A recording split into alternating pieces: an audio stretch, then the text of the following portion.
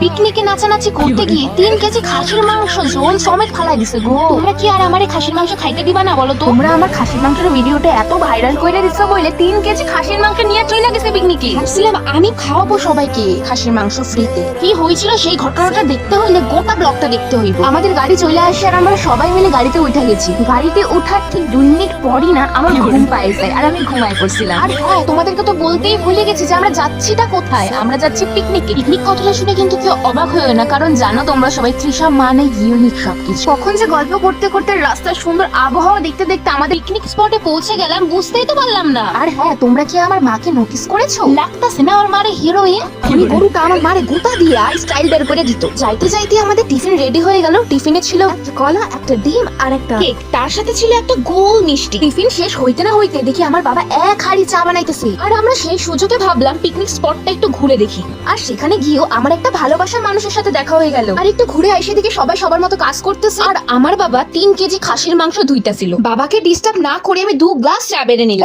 সমুদ্রের সামনে চা খাওয়ার মজাটাই আলাদা। আর এখানে আমার বুনু কি পাগল হয়ে গেছে নাকি?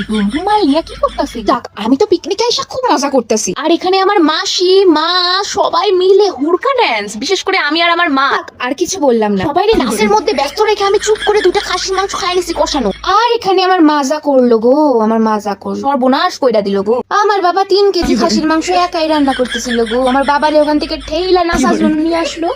আর আমার 3 কেজি কষার মাংস মানে খাসির মাংস পড়ে গেল পাকায়। এখন কাইন্ডা কি হইব গো? আমার বাবা করতেছিল মাংসটা করতে দিতা, খাসির মাংসটা নিচে পড়ে গেল। তাই বলে কি খাসির মাংস খামু না? নিচ থেকে পুরাই রান্না করছি, বালু কিসকিস করতেছে, তাও খাবো খাসির মাংস। তোমরা জানোই তো বলো খাসির মাংসের কত দাম। এতগুলা মাংস যদি ফালাই দিতাম কত কষ্ট লাগতো বলো। তো আমরা এইভাবেই পিকনিকটা মজা করছি। তোমরা বইলো তো কোন জায়গায় আমরা পিকনিক করছি।